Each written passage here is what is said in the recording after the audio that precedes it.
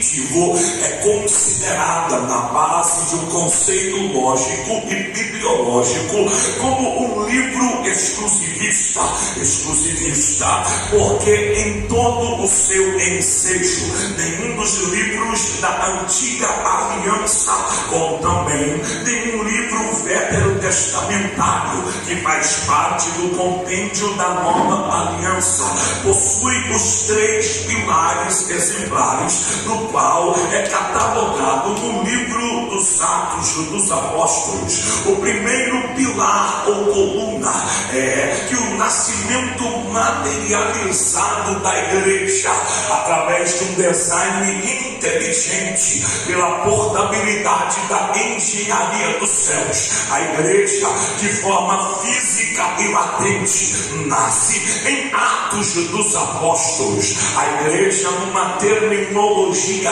grega conceituada como eclésia, que no seu significado de expansão significa aqueles que foram chamados para fora com o objetivo de realizar uma grande missão.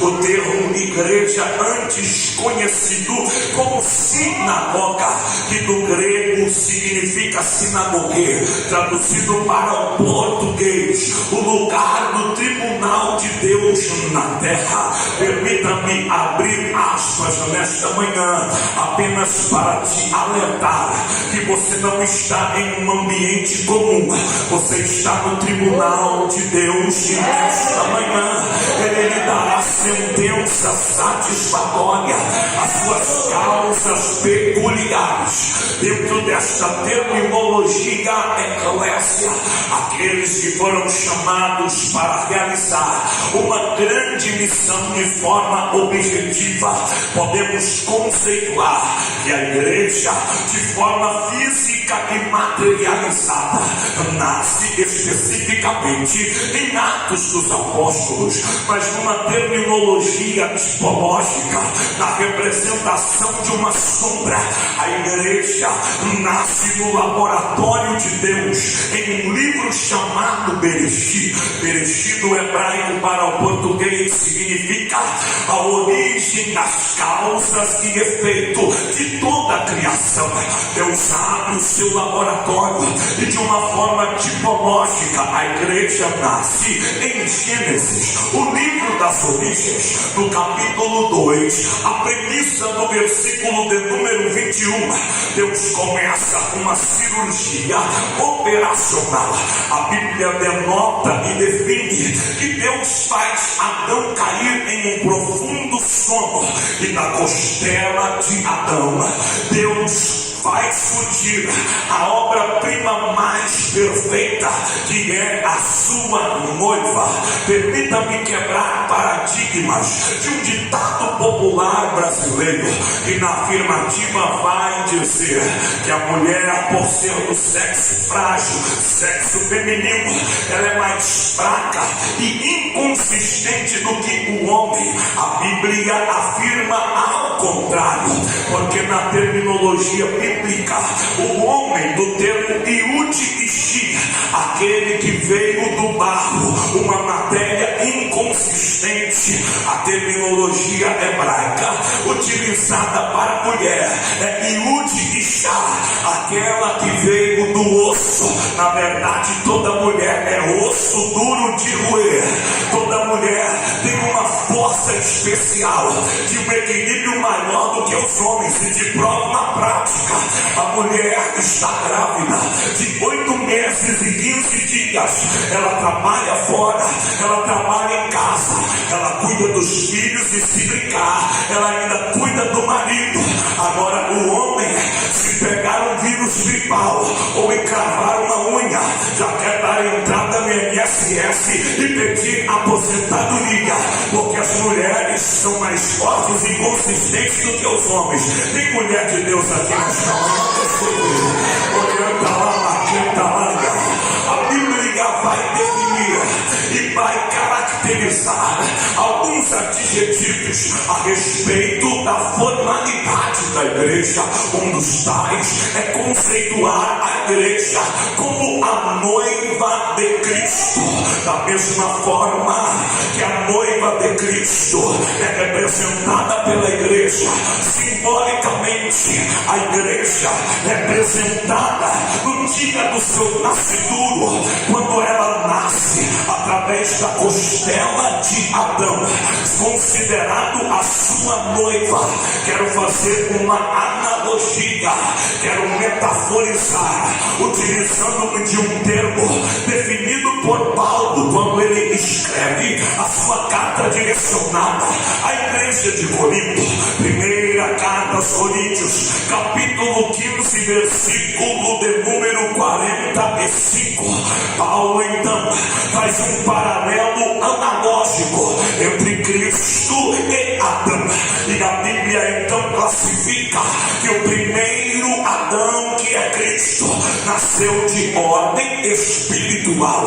O segundo Adão, ele nasceu, melhor dizendo, o primeiro Adão nasceu por uma metodologia natural. O segundo Adão, que é Cristo, nasceu de ordem espiritual. O primeiro Adão pecou, e por causa do seu pecado ele fechou a acessibilidade ao Gan Eden, que do hebraico para o português quer dizer o lugar de paraíso. O segundo Adão, que é Cristo, venceu o pecado, venceu a morte, tomou a chave do inferno nas suas mãos e nos deu um novo acesso ao trono da graça. Como há uma comparação entre Adão e Cristo, eu quero que você entre nessa dimensão da revelação que Deus quer transpor e quer aplicar no nosso meio nesta manhã. A Bíblia vai denotar no Evangelho de João, capítulo 19, a partir da premissa do versículo de número 42, que o segundo Adão, que é Cristo, estando numa cruz sangrenta, após um algoz, que foi um dos executores da sua sentença condenatória, e diga-se de passagem, a sentença mais injusta de todos os tempos, quando então um soldado romano vai até a cruz com uma lança de quase 1,20 m de comprimento, e após colocar esta lança e perfurar a costela de Cristo, da costela de Cristo nascem dois elementos substanciais, que é a base e o alicerce para o fundamento e a criação da igreja.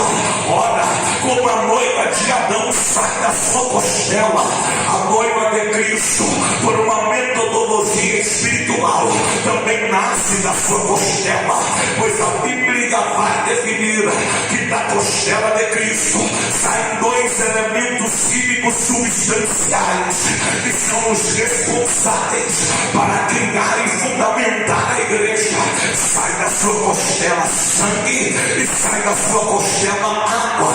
Entenda que a igreja só prevalece aos subterfúgios e naufrágios das guerras que enfrentamos por causa do poder do sangue de Jesus, por causa do poder do sangue do Nazareno. A igreja existe, a igreja prevalece, a igreja permanece por causa do poder do sangue de Jesus. Não é o poder da proteção estatal, não é o poder da Constituição que define o nosso país como Estado laico, e de laicidade não existe nada, porque os Supremos da toga estão rasgando a Constituição e interferindo no artigo 5º, que é cláusula pétrea, nos dando o direito de ir e vir, nos dando o direito de exibir a nossa fé através de prestação de culto. Mas a igreja prevalece, não é por causa de determinações judiciais, mas é por causa do poder do sangue de Jesus. Se o templo fechar as portas, nós continuaremos sendo igreja, porque a igreja não é templo cheio de gente,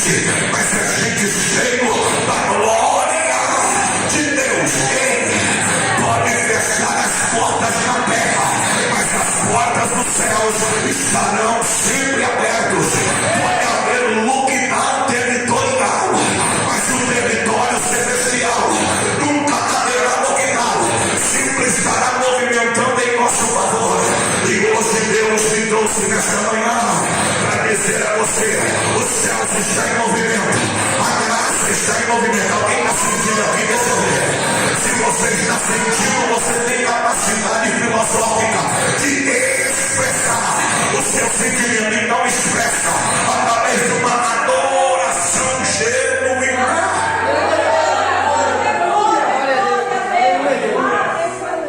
Nessas vezes que me reporto a respeito da autenticidade